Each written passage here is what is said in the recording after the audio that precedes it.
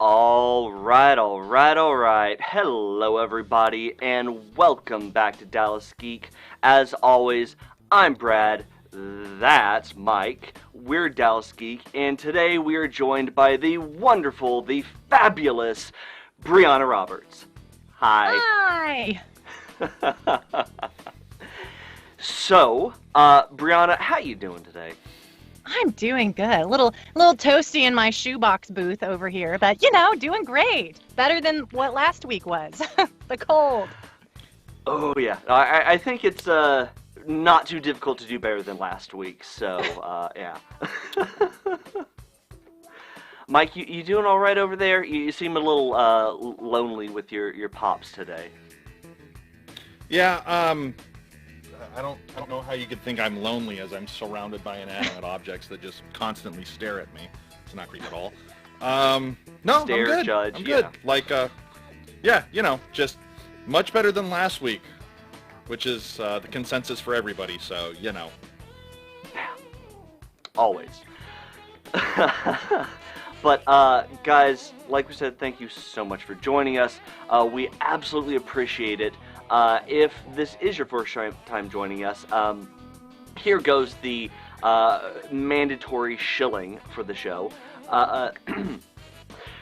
As always, please do not forget, if you have not already, to like and follow us over on Facebook. Like and subscribe over on YouTube. It keeps the Google overlords happy. And, of course, if you enjoy our interviews and live shows, and now our audio-exclusive podcasts, you can go check those out over on Apple Podcasts, Spotify, iHeartRadio, Google Podcasts, and Stitcher, because we are all the places, all the time, just for you. Now, whether you want us to or not. And of course, Brianna, where can everybody find you outside of, Funimation and all the other wonderful voiceover work that you do? Mostly on Twitter. That's where I put all my updates of everything that's going on. My handle is Voices by Bri. Also on Facebook. Don't put as much over there. So really, Twitter and Instagram, all Voices by Bri. So check me out. All right. Well, with that, guys, we're going to go ahead and jump on into our first live interview on the internets. So, it's 2021. The internets isn't as revolutionary and wondrous a place. It's more disgusting and terrible than it is wondrous and exciting. Don't break my enthusiasm. I like it. No. There is no magic on the internet, Brad. There is only horrible, horrible people. Well, I mean, as long as you avoid the comment section, you should be okay, right? No. The comments will find you. They will always find you. It's like voice actor rule 101. Never read the comments. Read the comments. No. That is a rabbit hole that you will never climb out of. It's true. Yeah. It doesn't even matter which platform either, honestly. YouTube, Facebook, Twitter, especially Twitter sometimes. It's all fun. All special. Yeah. You have one, they're like, oh, they love me. And then you read one, they're like, oh, they hate, I'm quitting right now. Oh my gosh. But for the generally nice people that watch us, I do have to say generally because, internet. Brianna, you are, in case they have missed your previous interview on our show, you are a voice actor doing a whole heck of a lot of anime, a little bit of video games, and a smattering of live-action voiceover for American and English audience adaptation. Mm-hmm. How the heck did you get into that? Because that's awesome.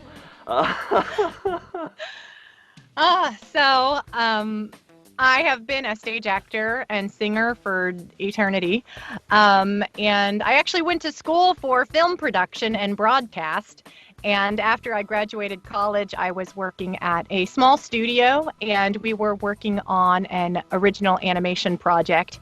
And of course, like any small studio, you're always on a budget. So they were like, "Hey, Brianna, you do some acting, right? Do you want to like be this voice?" I was like, "Okay." So I jumped in our booth and I started recording on this little kids show that like went on to go for like 7 years. So, that's the type of thing that every voice actor wants. And little did I know how rare that was to come by back then. But I started doing it for that production company, and I just really realized how much I loved it. I kind of had a knack for it. And I was like, wow, I want to learn more about this voice acting thing. So from there, I started taking a gazillion classes, like everything that I could find, taking classes, continued to do theater, and just slowly but surely, I've been around a while. I've actually been voice acting for 7 years now. 7 years. So it's just been a slow process, just doing the grind. Really enjoy it. So happy to be here. Paying the dues, as they say in the industry. Yes. Gotta pay those. Yes, always. Yeah. Yeah, from what and if we've you heard, don't, especially apparently you in did voice something acting. wrong. Yes. Yeah, so we know just from talking to some of the other voice actors that have appeared on the show, it seems like voice acting tends to be a bit of a small community. No matter how many roles there are, no matter how many anime there are, the actual voice actors, it can be a surprisingly small and tight-knit community. Like, everybody seems to know everybody, more or less, especially if you work with Funimation. So, I mean, I know that... I know you know Brian Massey, that's been with on the show before, and of course, you have, one of our guest hosts, Erica Muse. Yes, I love her. The wonderful Erica, and then of course, you, Danny, Danny, who has been on the show 2 other times. In fact, the last time was the same time as your previous interview with us. So, how is that with getting into the community? What's that experience like once you really get into it, from what you expected versus the reality behind the curtain? It definitely takes a while just to get to know everybody and become a part of the community. Like I said, I've been doing it for 7 or 8 years, and I didn't know everyone at first. But how it happens is you keep bumping into the same people. You go to the studio, you see this person, you go to this class, you see that person, you share the screen on a project with this person, and then just over time, everybody slowly knows everybody. And even if you're not necessarily personal friends, you still know who each other are, because odds are you've worked on something together at some point. In general, the community in DFW is so supportive. As you get to know everybody, everyone is very genuine about their care for each other. And even though you're competing for the same role sometimes with someone who's in your same vocal range, it doesn't feel backstabby or anything like that. I would say I felt more backstabby stuff going on in the stage universe than in the voice acting community. It's been really refreshing, especially through the pandemic, how everyone has really come together and tried to support each other. And I don't know, it's a great community to be a part of. Yeah. So, as you're getting to know everybody in the community, and you really, start to become friends with everybody, do you end up getting your favorites to work with? That 1 or 2 names that when you see them on the call sheet for your next project, you're like, yes, yeah, that's why I picked this. Danielle Chambers, she is my best friend, and we went to college together, so we've known each other for an eternity. Anytime I get to be on a project with her, it's extra special because we kind of started this journey together. So when it feels like it just comes to full culmination when we get to do something on screen together. So that's always special. I have a super special love in my heart for Damon Mills. So when he and I are on anything, we were both in Hatena Illusion as the Hoshisato parents.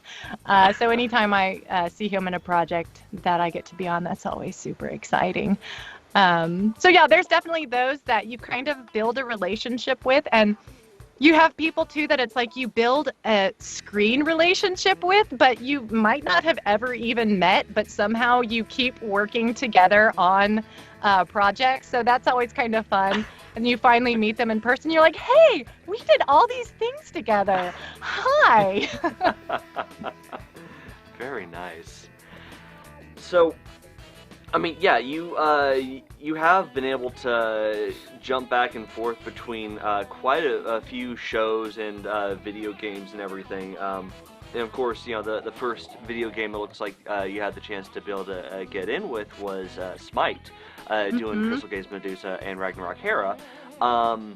So, do you have a preference between the two?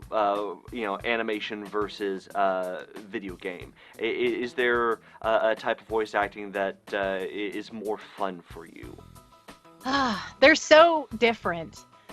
So the fun thing about video game or any prelay project is you're not confined to the pre-existing animation. You get a lot more freedom in your character development, especially if the director is open to you really helping create this character. So that's really fun to get to do that. Like, I super loved Ragnarok Hera. That was the second Smite character that I booked. She's just this evil, larger than life, villainous kind of character. And it was so fun to just let it rip. And I remember Tina with High Res telling me one of the things she really liked was my crazy villainous laugh that I did on my audition. So it was fun then to get to try to do that again in the session. So there's a lot more freedom sometimes that comes with doing prelay projects, but anime is near and dear to my heart. I love anime. The difference there, a different kind of challenge as an actor, is you are confined to create a character within what is already there. So you have the animation that you have to match the flaps to, and maybe how those flaps or their mouth movement is in that sentence is not at all how you would say that sentence if you just had the freedom to say it however you wanted. But now you have to hold out this word here or cut it really short here. So it's a different type of mental and acting challenge to still give an excellent performance, but within those parameters, and also still staying true to the original intent of the character. So they're different. I like them both for different reasons. Nice. Now, sorry, but I'm going to cut in there because we're talking too much. Do it. Now, to kind of piggyback off of that a little bit, you said you got your start in theater. Theater, you know, kind of very big, very boisterous. You have to play to a live audience, and you have more freedom to kind of play with your characters and everything like that. Whereas, like you said, anime is very, this is how it has to be. This is, you know, what the translation is. This is how you have to deliver it and everything like that. I guess my question would be is, as somebody that got their start in theater, how much would you say, of a transition was it to go from, I get to kind of play, you know, because one of the things that I've heard many voice actors say just watching interviews and everything was, you know, it's all in the voice. It's acting, but you're not putting in mannerisms. You're not using your body to kind of, you know, express what you're trying to do. So how much of a, I don't want to say culture shock, but how much of a transition was that to go from the theater to, hey, the only thing you get to use is your voice and go? Yeah, you're in a 2x2 box, a sound and feeling deprivation chamber. I can speak, I promise. I remember one of my first classes I took was with Kyle Phillips. And I get, you're all excited because you get in the booth and you're about to do, I don't even remember what it was. And I gave my first take and he comes on, they press the button and he comes on, he goes, Brianna, there's no back row in a sound booth. I just was like, nah! Just like project, like no natural cadence. So that's learning when it's appropriate to project and when you just speak normally, like the person is this far from your face. Right. So there was definitely that. I think I struggled at first to find how to have that inflection in my voice without the volume, because in theater they're always like loud, we can't hear you. So definitely learning how to do that. And diction obviously is a good thing for voice acting, but in theater you over enunciate sometimes to make sure the person in the back row can understand what you're saying. So again, learning to bring it in to here and be natural. I am still very physical as you can see, my hands going around like this. That just comes from my theater background, and a lot of actors do still put movement into the booth. You just have to be careful. Again, when I booked Crystal Gaze Medusa, which was my first major thing to book, being on Smite, I was still very anime. I remember I kept hitting the mic, which is like a no-no. Oh, no. So I think Donald Schultz was the one directing that session. He was like, I like that you're into it, but just, get a little space. There's a safety buffer around the microphone. So again, learning how to still have some physicality, but no touching. Not everybody can get a chance to have their reproduction moment of the behind-the-scenes videos of Robin Williams from Aladdin. You don't get that same kind of thing. Yeah. So I still am very physical with it, and it can help, especially with video games, or if you're doing some sort of fight scene. If you're getting hit, and let's say you're getting stabbed in the stomach or something, and you're just like, ugh. Whereas if you actually do the physical action, it can help make it sound more realistic. So just ugh. As long as you're always aware of where your voice is in relation to the mic, I move around. I can't say too, because we're always in the booth by ourselves. So our experiences are very individual. I can't say I have actually observed that many actors in the booth outside of classes. So this is me. Maybe there's actors who's like, don't ever move. So you're not supposed to move.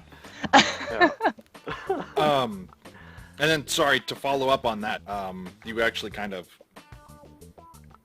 transitioned into what I was going to ask next. So thank you. That's very helpful. Welcome. Basically doing my interview for me. But yeah, going from the interaction of being on stage with another human being to being in a booth by yourself, not being able to interact with anything, how much of a challenge was that? It was really hard early on, particularly for anime. Because the earlier you record in the episode, the less English that's already been done. So you might be responding to the Japanese version of it rather than the English. And you really do play off of the emotions a lot of the other actors. So if you're recording earlier in the episode, you're responding to the Japanese recording. So early on, that was much harder for me. You just, over time and experience, you just get better at it. I guess you just get used to the format and become a better actor. But early on, that definitely was hard, especially when I was responding to the language I didn't understand. Even though I could read the script, it is just different hearing what you understand. Yeah. Yeah. Well, especially because when you hear the Japanese dub versus the English dub, the way that certain characters emote, or just the way that the Japanese actors' tone comes across, just because of who's voicing the character versus how it's going to come across from the English actor is going to have entirely different feels sometimes, and so when you're reacting to one, it can, kind of seem different after the fact when you go back and watch it. I would assume, because I mean, I'm a big Attack on Titan fan, and I've always been a purist on that one. I love the Japanese voice actors, but then when I've gone back and listened to the English dub on it, the whole tone of certain interactions just completely changed when I heard the way that the English actors interpreted some of the scenes, and it took me a second to go, wait, oh, okay, yeah. Yeah, okay, because there's, you still have some creative liberty as an actor. You don't want to exactly replicate what this other actor did, because you are still an actor and an artist, and you're creating a character, and the audiences are different. So American audiences just consume things different from a Japanese audience or a Spanish audience or a French, whatever the interpretation of the script is. So you have to make your performance to cater to the people who are going to be watching it. And we're, as American, it's so funny though, because in general, you travel abroad and people say Americans are so loud and boisterous and obnoxious, but we tend to consume media on a little bit lower key interpretation of things. So it's kind of interesting. Oh, yeah. Now, speaking of Attack on Titan, I know that is one of your more recent roles going in. No spoilers for season 4 in case, you aren't caught up out there. But, with season 4, I know that you had the opportunity to be able to get the role of Gabby's mother, who mixed opinions on Gabby and people's opinions on her right now. I'm currently going through my own feelings, but your role as her mother so far has been so fantastic, especially considering the dynamics of getting to see the families involved on that side of the story for the first time. How was it learning, number one, that you got a role on Attack on Titan, and how has that experience been so far? Well, first, I just want to point out that picture was the wrong picture. That was the aunt. So they're in the same scenes, so don't worry. You were close. Damn it, Brad. I just don't want to confuse people who are out there watching what? I was ecstatic. I love Attack on Titan. Generally, I don't like the gory shows, and if you watch Attack on Titan, there's a lot of chomp and a lot of blood. A little bit. But man, that show, it's so addictive. I can't stop watching it. So when I first got the booking, you don't know what you booked, you just know what show. So they'll contact you, say, are you available to record blah blah blah on blah blah blah, and I was like, oh my gosh, Attack on Titan. So I was super duper excited. It's such a great show, and it being the final season, to get to be a part of it was super exciting. And of course, anytime you get to have your name on Toonami is like, so that was really exciting. I don't know if we'll ever see Gabi's mother again, but we're only, how many episodes into the dub are we? I think we're 4? I can't remember. Somewhere in that family. I want to say it was 5. Yeah. Yeah. No, and of course, with the most recent announcement that the anime looks like it is going to be stopping short of the length of the manga as far as the storyline. That makes it very interesting to see how far the anime is going to end up going before it calls its ending, and how much of the different side characters are able to be brought back in before then. That might be in later in the manga. So that's going to be very interesting to see. But I mean, obviously, I have faith in what they're doing, because dang it, they've done a good job so far. So Mike McFarlane, the English dub director, he's amazing. So it is in good hands. But yeah, great show. I would have been just as excited to do Walla. Like, a lot of people don't care about Walla. I love Walla. Like, you get to be goofy. You can, like, in a 30-minute set, you be a grandma, you be a little kid, you be a scaredy cat running away. Like, you can be so many things. So it's like you really get to stretch your acting chops when you're doing Walla. So that's always fun to me. So, but the fact that I was actually Gabi's mother, I was like, oh. Very nice. Yeah. So that kind of leads into a question that I think a lot of anime fans have for voice actors is that before you got into voice acting, had you been very aware of anime and been a fan of it, or did that kind of come with the professional involvement? For me, it came with the professional involvement. I had never really watched much anime beyond, everybody knows Dragon Ball Z and, things that are on mainstream TV. But I hadn't ever really watched much. And Danny Chambers, my best friend, has always been a huge fan. So she's always talked about it. And I had never watched it. And I had already been voice acting. I was actually many years into it before I started doing anime. But even before I worked at Funimation, what was the very first show I was introduced to was Fairy Tail, because of course. Love that show. So fun. That was my Anime 101 introduction. And then because Danny's my best friend, of course, she's the lead Chisei in Anxious Magus Bride. So that was anime number 2 that I watched. Yep. And now I have watched so much, and it unleashed a monster within me. I feel like it's actually probably good I wasn't watching it when I was a kid, because I would have been obsessed. So obsessed. So at least as an adult, I try to have some moderation in my anime binge watching, but sometimes I fail. It's just so good, y'all. It's so good. Which is fair. I mean, and that I know the animation community, the fans. There is a deep divide between the fans of anime versus American animation, and if you ever mistake the two, you've just made the wrong mistake. Yeah. Just oh duck. No, I think some of the most heated arguments I've ever heard at conventions were from those groups where somebody made the faux pas, especially of saying, "Oh yeah, Avatar: The Last Airbender was a great anime." The venom that comes from that of, it is not an anime, it is American, it is this, but I mean, it's all coming from such a deep place of passion that if you are a fan of both, you kind of want to jump in, but you're afraid because you don't know which side you would want to take, because it's like, I love it all, but I mean, you're right, but yeah.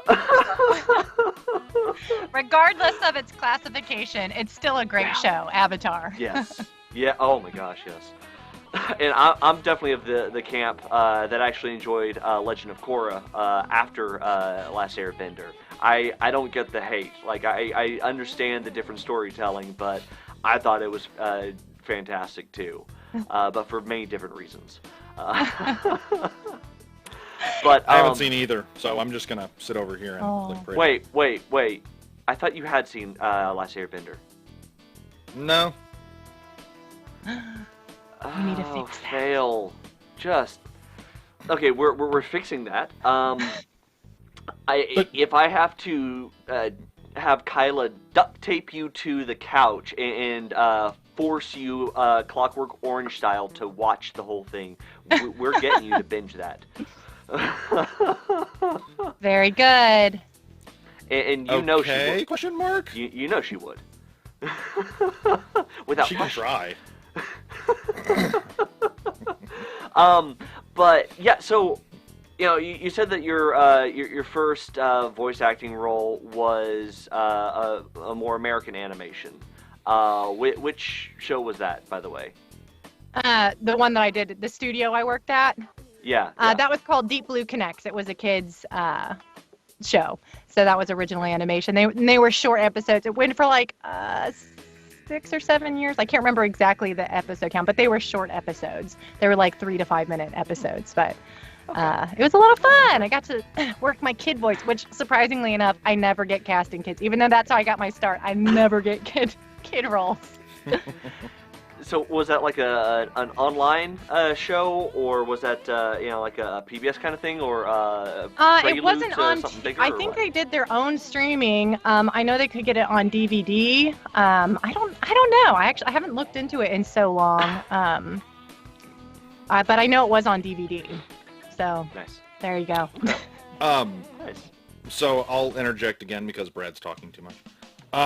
So when you go to read for a role, is it kind of like the traditional, like, oh, I want this role, so I'll go in and read, or is it literally you go in and maybe the director has something in mind, like, hey, we're casting for X character or Y character that needs to be between this range and this range, have this style of voice, need to be able to do this and inflect this way, or is it you just kind of go in and maybe you just, this is the one that I want to read for, or is it really just, hey, this is where we think you would fit best for bringing this character to life? Like, what's that process like?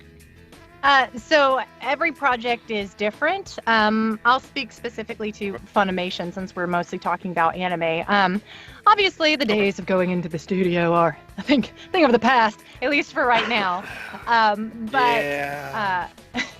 What we would do before this, and now we do it digitally, it's not live, we'll just submit an audition when they do have them.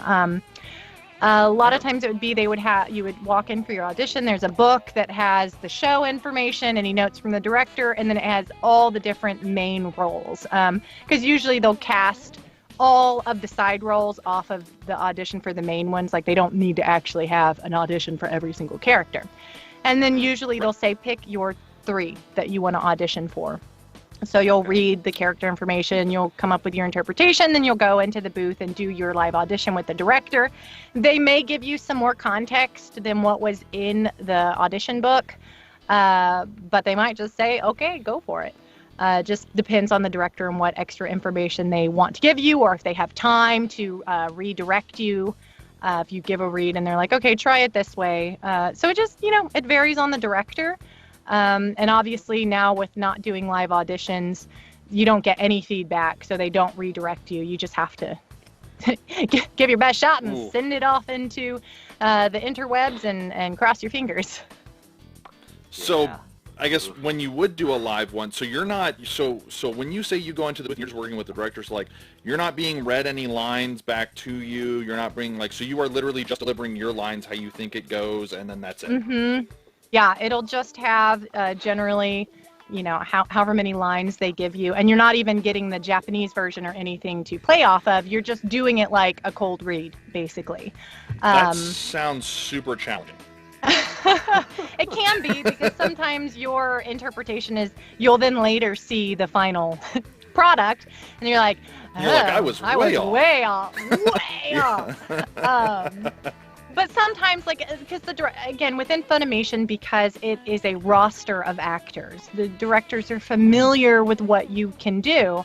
So if you shoot, way off in left field, and that's not what the character is, but they know you can do it, well, then maybe that's when they'll give you a redirect.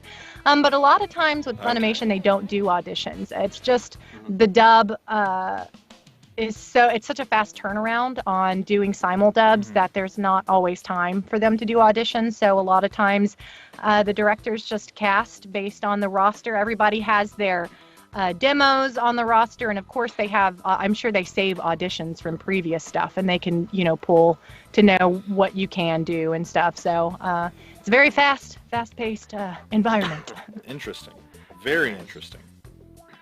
So I know maybe one of the biggest misconceptions that tends to come up with voice acting is, that a voice actor's job is to come up with all this different voices that you can do. Your repertoire of characters, so to speak, and your job is to go in and just do funny voices all day, and that is how you become a voice actor.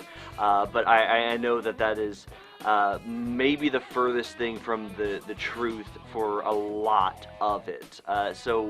Were there any misconceptions you had going into voice acting that have had to be corrected in your head as you've gone through as to, how a voice actor is?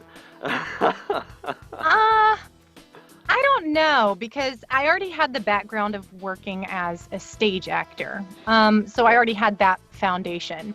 And I went into the voice acting world not having previously been a fan or having really thought about it. It's like, I just all of a sudden, after I had this opportunity, was like, oh, I'm going to do this. So first step was to start taking classes, which immediately dispelled any sort of misconception that I had. But I don't recall anything specific. But I know some people do. You always get people who say, oh, I can do a perfect Daffy Duck interpretation. I should be a voice actor. And of course, there are those voice actors who make their career because they can do such insanely perfect, crazy voices. But most of your work, for me, or for most actors, is going to be in your normal range. You'll have your characters that are your bread and butter. So for me, it's a mom, and also a tough, anything that's going to be in the lower register. Can I do the higher register voices? Yes, but that's not where I naturally sit. Whereas there's people like Danny who that is where her voice naturally sits. So it's going to be a lot easier for her to hit that and sound natural. So it is just kind of finding where you fit within the puzzle of voice acting and being okay with that, and then stretching yourself. And then as you grow and you build relationships, then directors who have confidence in your ability, then maybe they're going to cast you in something that's not your bread and butter because they have faith you can do it, because they know you as an actor and how capable you are. Then you get to kind of spread your wings and fly a little bit. So you're telling me that voice acting isn't just a bunch of screaming for guys and the traditional anime girl voice for female actors? That's not how it works? It's not, unfortunately. Hate to bust your bubble. Well, oh well. Nice dose of reality there for you, Brad. There you go. But I mean, obviously, there are certain anime tropes that, regardless of the genre, kinda is just, it is an anime staple. Especially the fan service side of the shows. Every show always has to have the one thing that's there just for the fans. Has nothing to do with plot. There's no reason why this character should be drawn this way or they should act this way, but dang it, it's for the fans. And I feel like I've only gotten to see a little bit of it, but I feel like a show like Hatena Illusion is kind of in that category of, that's visually very much fan service, even though that's not necessarily the actual script. But it's definitely, it seems like a very fun show that has a very different perception. If you've only ever seen the posters, you're thinking, oh, it's a little fun cutesy thing, or you go over and look at some of the other characters and you're like, oh, it's something else. Okay, not so cutesy, or is it? I don't know. So something like Hatena, what is that kind of show like for you? I mean, do you like that kind of fantasy show to be able to get involved with, or do you prefer more of the grounded kind of plots? I like both. So the fantasy shows and ones that are in an alternate reality are the larger than life characters. So as a theater person, my heart loves those opportunities. But it is also fun to do some of the more grounded ones. And I find myself as a consumer preferring the more serious shows over the larger than life ones. So as an actor, I would say I'm the reverse. But I don't know, it's a lot of fun. And two, when you're a lower register girl, you just know you're going to play a lot of big boob ladies. One of my very first, like not one of my literal very first show was Conception, which is 100% fan service. So, again, you just got to know where you fit in the puzzle. Oh, yeah. So what do you say to the people that have never really gotten into anime but look at it and see the fan service-y side of it and just go, I mean, but really though? Like what's your response to somebody that hasn't gotten into it but sees that as like the reason why they're kind of holding back? Anime is so diverse. Just because that's what you happen to see somewhere is not at all what all anime is. Anime is just as diverse as any other media format that we consume. The shows, I mean, pick anything, like any topic, and you can find an anime about it. I guarantee it. Yeah. And there really is something for everyone. If you're not used to anime, it does take some getting used to. I remember when I first watched Fairy Tail, which is a more goofy show. Yeah. I was like, these people crazy. They're Especially so over the season top. 1. And then the more you watch it, you're like, wow, I love how they express themselves. I love how what they're feeling on the inside comes out so strongly on the outside that sometimes that's how we feel. We wish that we could yell like that when we're that mad, or we wish when we're sad that we could cry and the tears could just down our face. It's such a fun expression of humanity, I think, and no matter what level of goofiness or serious that you like, there is something for you. So if you haven't tried out anime yet, I would say give it a try. You just got to find the right show for you. So talk to your buddies who do watch anime to find something that you think you'll like. And just go at it with an open mind. Very nice. So another thing that's very common, it seems like, within the voice acting community, especially now with the we'll say mid to almost post mega apocalypse landscape that we live in. The recording in your home studio versus in a third-party studio versus in the main studio for at Funimation. You have all these different options, but the home studio seems to be becoming so much more prevalent and so much more almost preferred by a lot of people. It seems like. How has that transition been for you? Was it a big shift, or was there a massive learning curve trying to get that set up for yourself? Or oh man, I think back on the early days of the pandemic, and I'm like, how did we survive? It was so hard before, specifically to Funimation, before they found the method that worked to continue the dubbing from home. It was really hard, and it was like, are we gonna have work? Things that can record in advance, there was more hope for doing commercials or something like that. But dubbing, like I said, the simuldub is such a crazy fast turnaround. And there's so many people involved in the process. So huge kudos to Funimation and the other studios that found their way through that mess and how far we have come from the early days. Because I remember in last summer, those of us who didn't yet have our own home studio set up like we do now, Funimation put together these actor kits that just had what you needed to be able to self-engineer. It had a mic and an iPad, and the software on it, just different things you needed.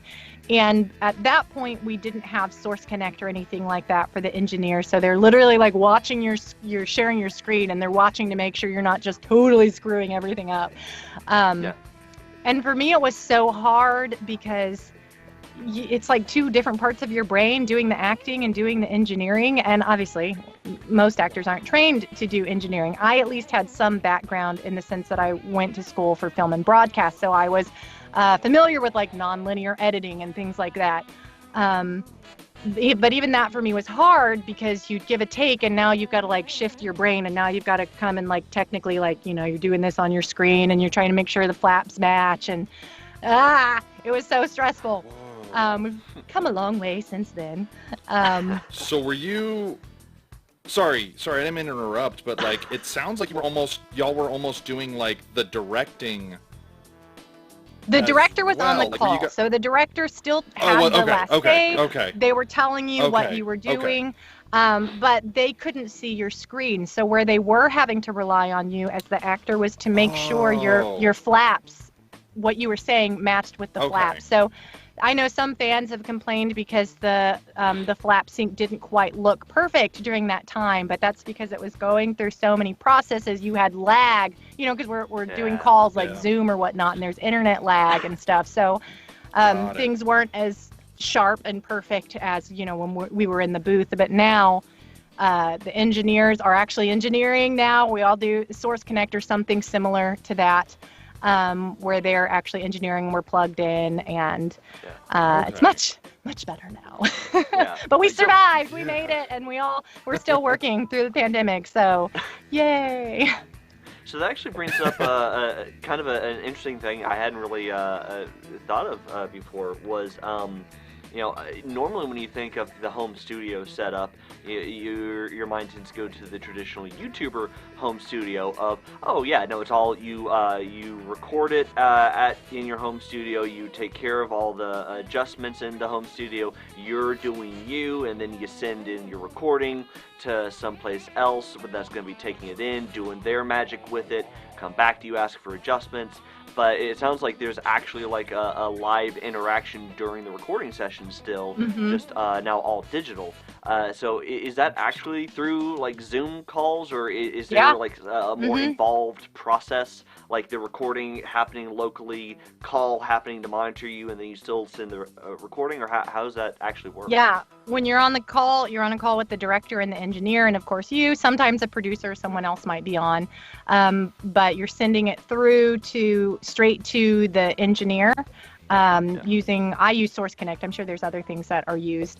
And the director is sharing their screen with you, so you're seeing what you're dubbing or the script based on, like, when I have set up, I have my laptop, I have my iPad, I have my phone. You've got like everything on different things. So, because you don't want your computer to be loud while you're recording, but you need it so you can see what you're doing. So it can be a whole mess, but they've gotten the process down pretty good now. And it's much easier than it was. And our engineers are amazing because, man, during those months when things were so crazy, everyone's home booth and setup was so different. The sound quality would be different, and then they took all that from hundreds of different sources and then made it all sound really uniform in the final product of an episode. That's awesome. Yeah, that definitely speaks to the quality of sound engineers you guys got working with you, because that just from the post-production that we have to do for our stuff, especially for when conventions existed, trying to get the audio to be cleaned up at a convention when there's literally the booth next to you, you got a fan losing their mind, and you got to be able to have your final products actually be clear with you and your person you're talking to that takes a lot of skill and just a lot of patience. Yes, so that definitely speaks a lot to the sound engineers you guys got working with you. Yeah. Funimation released a really awesome behind-the-scenes video a couple months ago. It's on their YouTube channel that just shows the whole dub from home process. So if you're interested in seeing more about that, I know they've got that posted on their YouTube channel. Well, after we're done live here, I will make sure that you guys can find that video there, up above Mike's head in the little iCard for YouTube. I will make sure to link that there for you, because that is really cool. So yeah, actually, we talked about if you have your favorite actors to work with. I guess this kind of brings up, do you have your favorite sound engineers to work with? Like the people that behind the scenes, they always get my voice right. This is the one that, yes.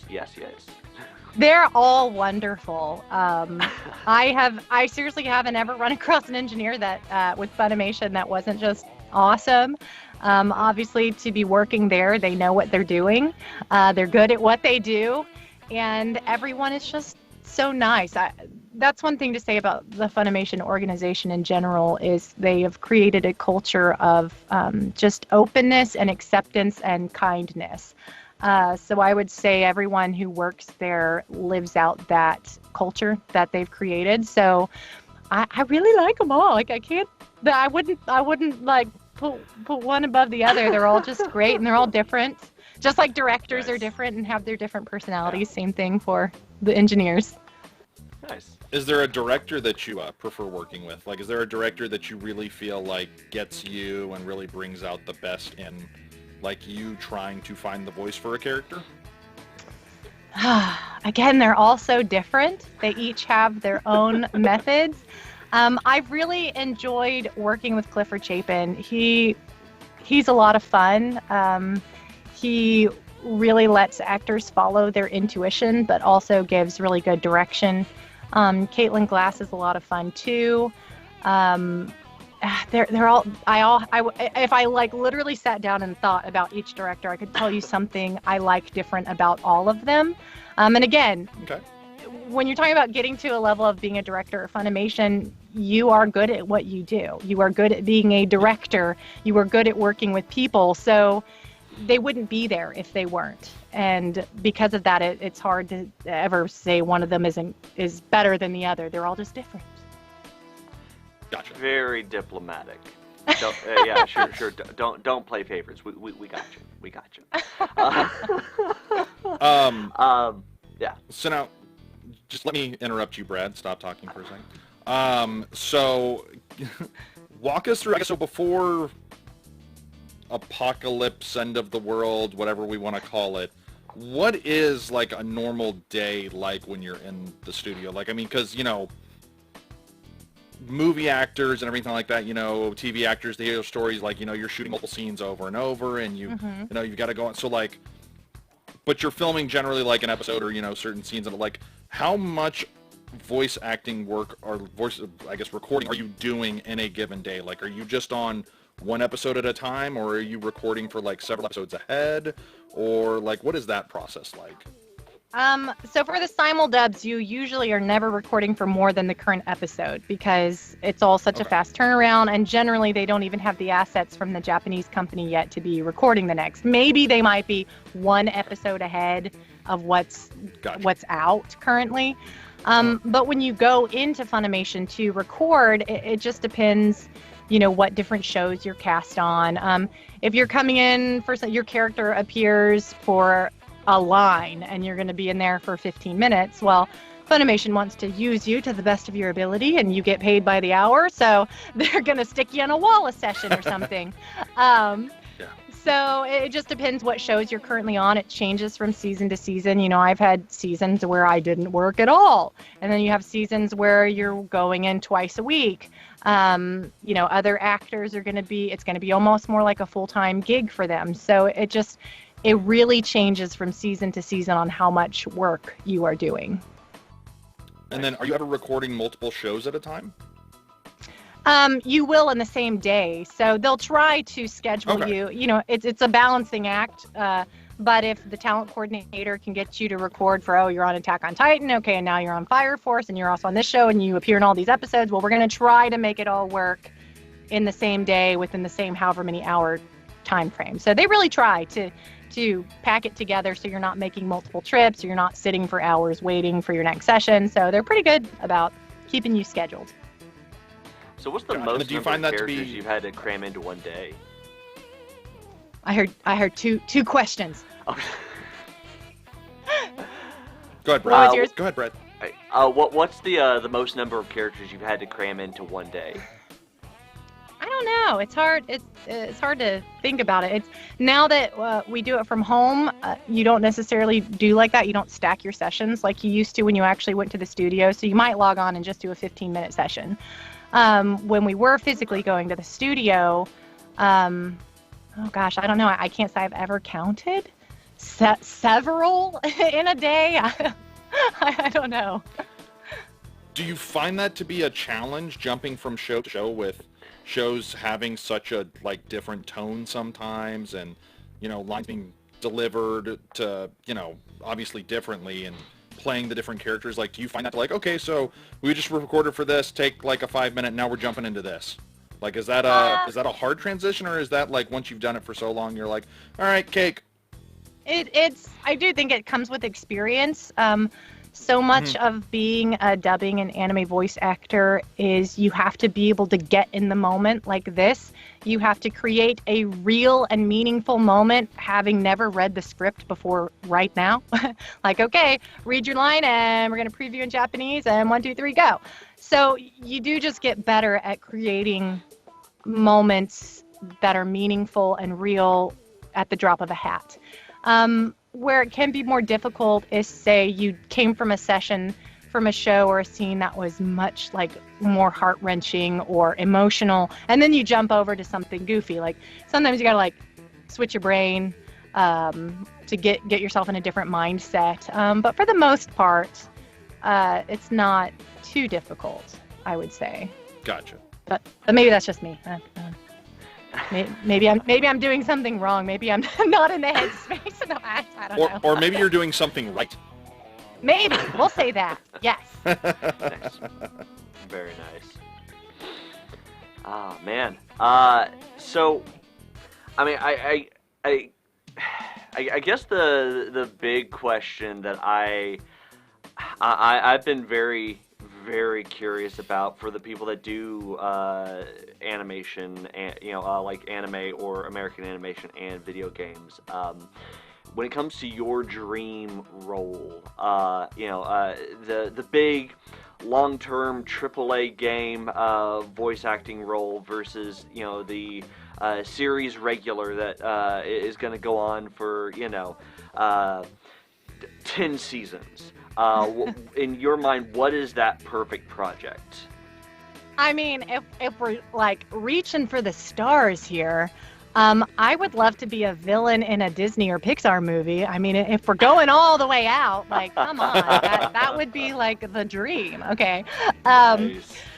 Within my current realm of possibilities, playing a character like Urza from Fairy Tail would be awesome.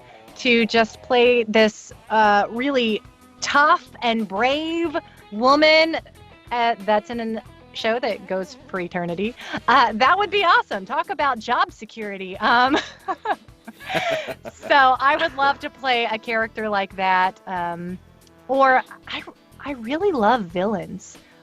Like my bread and butter has been moms, but I would be elated if I just became like the go-to evil villain voice. Nice. Oh So my are those roles, like, so you say you want to be the villain, like, have you read for a lot of those, and you just, no, we don't necessarily like you for that role, or is it? I haven't been in is anime. I don't think I have ever been a villain. I don't think. I'm pretty much the Animom. In video games, I've had a little more opportunities to be larger than life, like Ragnarok era and stuff. But I would say within anime, mostly the mom. But we'll see. Hopefully, some new opportunities will come. I'm in this voice acting thing for the long haul. Is that one of those where the next time maybe you guys get a new one, you're like, hey, so this villain, maybe look at me for that one there?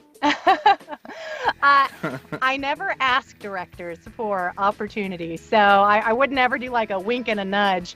There are boundaries, even though we're all friends. Even though we're all friends and colleagues and the community's pretty tight-knit, I feel there are boundaries you don't cross. So even though you maybe would have lunch with somebody, I feel like that's a line you don't cross. But other people might feel differently. And maybe that's why I'm not a villain, because I'm not saying. But I like to maintain a level of professionalism. And I want, again, because it's a tight-knit community, I want people to know I want to be their friend because I want to be their friend, not because of what they can do for me. So I try to keep the boundaries where the boundaries need to be. That's not very villainous, though. I know, man. I'm like not a villain at heart. It's all acting. So, do you keep an eye on, like the Japanese-only animes that are looking to get picked up by an English studio like Funimation, to think, if Funimation gets this, that's the one I want to go after, because they have the character that I have to get. You're just like keeping an eye on it just in case. Just in case. Definitely when you see Funimation starting to announce what shows they're going to have for the upcoming season, you can't help but be like, I would love. But I really try not to think about it. You can just drive yourself crazy. Wishing and hoping and wanting, and so much more of the industry is going to be rejection than being booked. And you have to be okay with that. You have to have thick skin. I was cleaning off my hard drive recently, and I had over 1,000 auditions. Okay, over 1,000. Oof. Obviously, I have not booked even a small percentage of those. And you have to be okay with that. And so really, you have to audition. If you have the opportunity to audition, you audition and you forget about it. Sometimes there's those ones that you audition for that maybe stick with you for a few days and you hope. But you got to just let it go, or you're going to eat yourself up on the inside and be miserable. And I prefer not to live life miserably, so I try to let it go. Sometimes I fail, but I try. Well, especially because with anime, especially right now, there are just so many of them that even if you find the one you want, I mean, you can look back and say, of the major releases that happened for just even winter 2020, there were something like 36 brand new shows that debuted, not even including the next season releases of existing properties. So, I mean, that feels like it could be almost daunting to look at the release list and just go, oh my gosh. What do I go after? What can I go after? It's just there's a lot, and not all of them get dubbed. A good portion of them do each season, but not all. And two, everybody has their own philosophy, and some feel this way and some don't. I feel there are plenty, a gazillion capable actors that could get cast in the role that I am hoping for and do just as good or better. Because there is always going to be somebody who has more experience than you. That's just the case. There will always be. So there's a lot of factors that go into a director's decision. So you have to try not to take it personally and not feel like because you didn't get it that you suck, that you're not good. Who knows what the 1,200 reasons that they took into account were that they cast someone in that role. So you just have to not let it get to you and just keep moving on and be happy for the opportunities you do have. Very nice. So you did mention that you've done a lot of mother roles. And obviously, we know that one of the more recent and one of my getting ready to be new favorites was Emma Spring in Astra Lost in Space, because oh my gosh, this thing is turning out to be fantastic. So good. Has there been any of these roles that's like has been your favorite that you just look back and go, man, I'm just so glad that I got that one. Like that, just that was the role that I could have hoped for. Yeah. Again, knowing within the realm of possibilities of where I fit in the puzzle. Because everyone, of course, wants to be the lead, but not everybody can be the lead. No small parts, only small actors, as they say. I really, really liked Astra Lost in Space. Emma doesn't appear all that much throughout the series, but I think she is a pivotal part of that, and her relationship in particular with her daughter. I'm not going to give it away why I think that relationship is special, and I'm glad that they portrayed their relationship that way. That one was really special to me, and working with Caitlin Glass on that was really awesome. The show, and two, anytime you get to be a part of a show where the story is so complete and so good, it feels extra special to be a part of it. So Definitely liked that one. Being on Fire Force was pretty cool. Again, Captain Huang doesn't appear, but just a smattering of places here and there. But that's a really good show. Again, one that the story is so good. So it's just fun to be any part of it. Trying to think of others. I think probably one of the most meaningful, though the show wasn't that great, okay, but it was called Astra Lost. It was one of the earliest things that I did. Mike McFarland was the director. I was a character named Susanna. That was meaningful because that was very, very early on in my anime dubbing career. And Mike giving me that opportunity to be a recurring character in the show when I was still so green, and looking back and seeing how patient he was with me. That's a special one that I'll always remember, because since those were some of my earlier sessions, I remember them. I remember things that were going on in my head, or some of my insecurities and stuff that I won't ever remember in, subsequent sessions, because I've done it so many times now. So that's a special one, even though the show is, check it out if you want to check it out. It's not terrible. Yeah. No, you mentioned that show, and something clicked in the back of my head. I'm like, wait, After Lost. Oh my gosh, After Lost. I have seen like half of it. It's very confusing. It's not that it's bad. It's very confusing. It kind of goes like this. One of those. Yeah. I would say it's like, half of anime out there, but in fairness, this one was a unique brand of.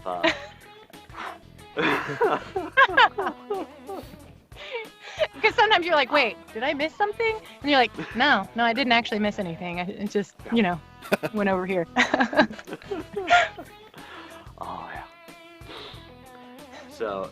No, it definitely sounds like you have a lot of fun doing what you're doing, and there are definitely certain people that we've gotten to talk to that when you hear them talk about voice acting, you can tell that is without question their favorite thing to do, and it's just so cool to hear, and that is 100% you.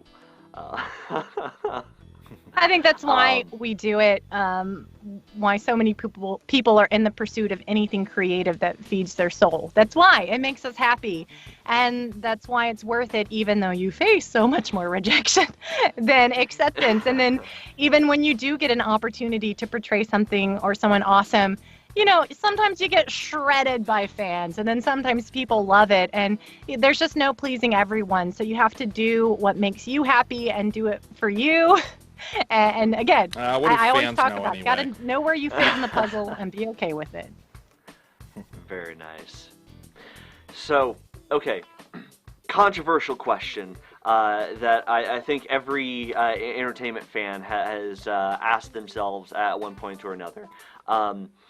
What is your stance on a show's creators taking cues from the fans as they make the subsequent episodes and seasons?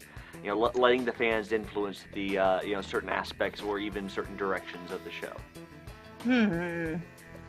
There's the two veins of thought on that probably are, as the creator, it's your project, your universe, your story that you are telling. You shouldn't let people influence it because this is your story.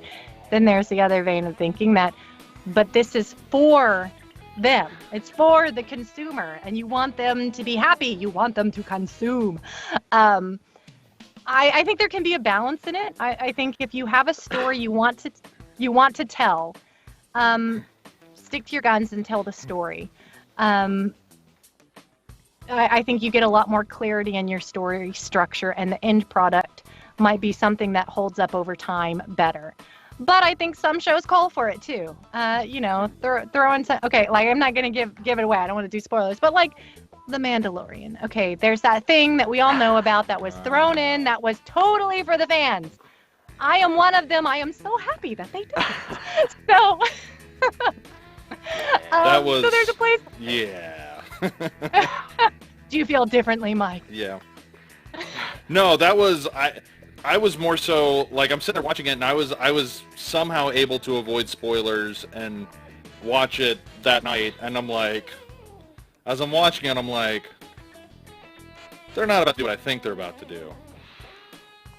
Like, they're not about to do what I think they're about to. Holy crap, they're doing what and then I just sat there, just didn't say a word. Just everything's happening, and I'm just absorbing it like, I'm watching what I'm watching, and I can't actually respond to or say anything about what I'm watching.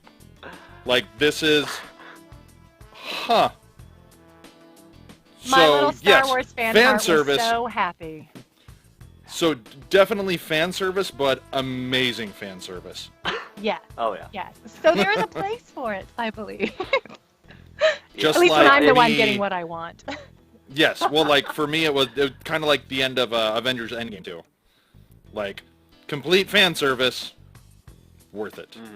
Great fan service. Yeah. Well, I mean, and then there's the moments of, when you can tell the creators or the EPs have been listening to the fans. They want to toss in that little wink and nod to the fans just to, let them know that they've been paying attention, which, in all honesty, feels like the majority of the existence of Bill Burr's second appearance in The Mandalorian, which, I mean... the first time seeing him in there was fun and all, although hearing him recount his time on The Mandalorian with Jon Favreau in John's show Chef was actually more fun than watching him in the show. But then getting to see him come back again and seeing him just kind of let loose as, Bill Burr seemed in Star Wars just seemed so funny. Yeah, that's I was about to say, I remember when he first appeared, I was like, huh, Bill Burr in a Star Wars, let me cross that off my bingo card of things I never thought I would ever see, ever. There's my, I'm very diplomatic in my responses, so. Well, I think you're kind of right. I think fan service for the sake of fan service can be cheap. But I think fan service in the form of storytelling and, like, actually, like, because there are storytelling points where, like, fan service, like, actually fits perfectly. Yep.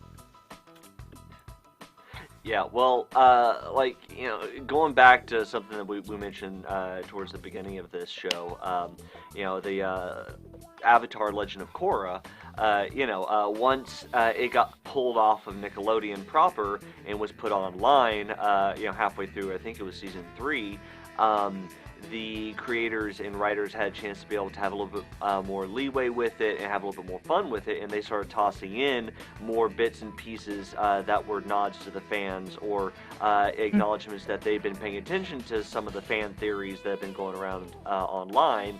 And, they toss in the little references to certain things just because they thought it would be funny. And whether it meant anything to the storyline or not, it was, that little extra something that they did just because, they wanted to have that extra bit of connection, which, when it's done like that, it can be, enjoyable to watch, rather than the Snyder cut. That is, entirely for different reasons, which we have very strong opinions on. Ego stroking? I think Jesus Joker says it all. Yeah. I don't know if you pay attention to the DC movies at all or have seen any of the advertising that's been happening around what Warner Brothers is putting out for the Snyder cut of Justice League, but sweet Lord, it is it is special. I did good to keep up with the Marvel universe, so. Yeah. There you go.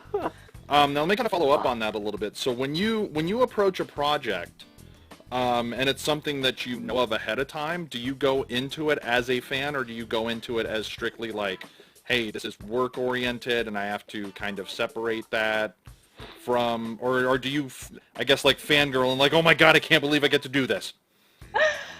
With when I'm there, I'm going to be very professional. Okay. On the inside, like when I was doing Attack on Titan, because I'm a fan, I was like, oh my god! Like total fangirl on the inside. But on the outside, I'm very composed. Yes. But I will express like my gratitude or my excitement to be on something, because you want the director to know that you are passionate about and you do care about the project. But again, boundaries. I believe in boundaries. Yes. But yes, on the inside, often I'm very, very excited. Yeah. Hopefully I didn't blow y'all's earbuds out a second ago with my little. Nope, I'm good. Nice. Oh yeah. I didn't turn my gain down. I wasn't prepared. Oh no, it works perfectly. Okay. But yeah, no. So I mean, honestly, I think we could just keep diving into the deep end of the behind the scenes on this for hours, honestly, because there's so much about it that is just so interesting to us, especially because we've spent so long, getting the inside track on, film acting, that finally getting the behind the scenes look for voice acting in anime and from the people that are so deeply involved with it is fun.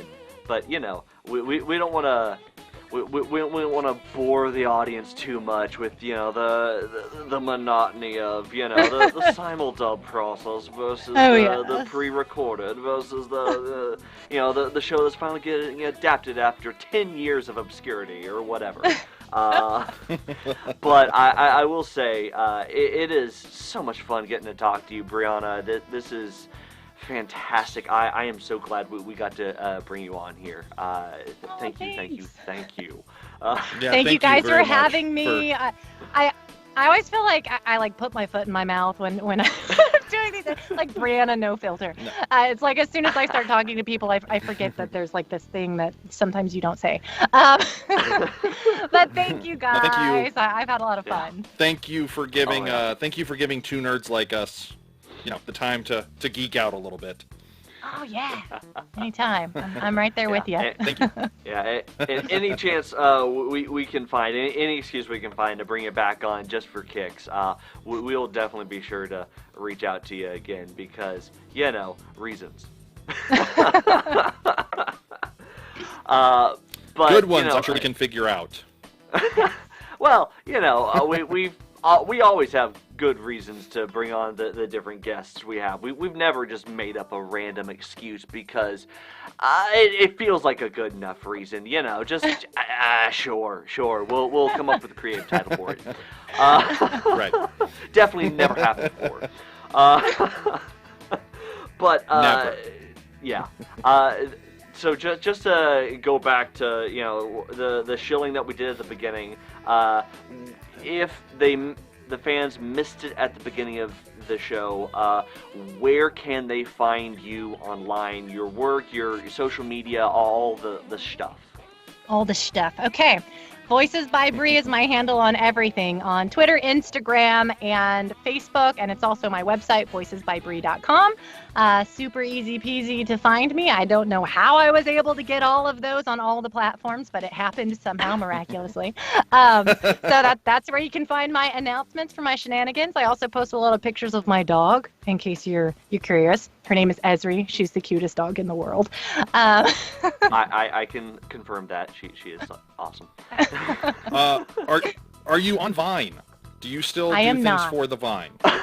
I am not. Look, I feel like I only just got on Twitter like two and a half, maybe I don't know. The last year has been a time vortex. Maybe it's been 3 years now. Yeah. And I only just got on Instagram in April. So y'all, I'm like a granny. Okay, one step at a time. I don't have any of those. So you're doing better than I am. Friendster, MySpace, anything like that? No, MySpace. I haven't thought of that since like high school. We took you for granted, Tom. Exist? We took you for granted. Which, you know, I would have just assumed you would have had a MySpace because, you know, that is the platform outside of Spotify for singers, right? And you did just release your singing demo, right? Oh, my singing demo. Yes, that was such a stretch for me. Though I am on the villain theme. I am contemplating doing a whole series of videos of me singing villain songs from various animated movies. So it's in my new goal. We'll see. Nice. All right, and so guys, if you are watching us over on YouTube, the links to all of Bree's stuff is down in the description below. And if you are watching us over on Facebook, her Facebook page is linked over in the description, over under however it's lined up for your screen. You know, so you can go check her profile out over there, get to her website, and you know, go check out her all the places because, you know, you definitely should. And of course, don't forget to go check out her actual work on Funimation because, you know, that is kind of what she does. So go. Go now. But go. Yeah, seriously, we'll wait. Yep. You should do it. You should do it right now. And we're not leaving until you all come back with 3 reviews. Go now. Yeah. Good, preferably good. We're gonna sit right here. We Yep. need to hear Yes. your thoughts. Yeah. But yeah, and of course our necessary shilling because the algorithm. Yes, If nothing you are like watching self-promotion. us, Yes. have to. If you are watching us Yep. over on Facebook, don't forget to like the video and subscribe, or like the video and follow. There we go. Facebook terminology. There you go. Like the video and subscribe. There we go. Over on YouTube. There we go. And of course, if you want to be able to check out more of our content but don't have time for the videos, you can always catch the audio of our live shows, interviews, and now audio exclusive podcasts that come out every Thursday over on Apple Podcasts, Spotify, iHeartRadio, Google Podcast, and Stitcher. All the places, all the time, because. So, Whether you like it or not. And of course, just as the necessary plug for the audio podcast, because that part is the newest edition here, if you want to be able to hear some of our completely uncensored thoughts on you know, video games, movies, and you know, the stuff, you know, definitely don't let the kids listen, but you can rant along with us. There are more than a few deep cut Snyder opinions, and the next one going up, which will be tomorrow, is going to be I believe it was going to be about Nintendo, but I will go HD remakes. There we go. We go off on HD remakes. Yes. Nintendo is next week, so go check it out. But with that, guys, thank you so very much. Don't forget to check us out next time. Please go check out Bree's stuff. And as always, I'm Brad. That's Mike. We're Dallas Geek. That's Brianna Roberts. And see ya.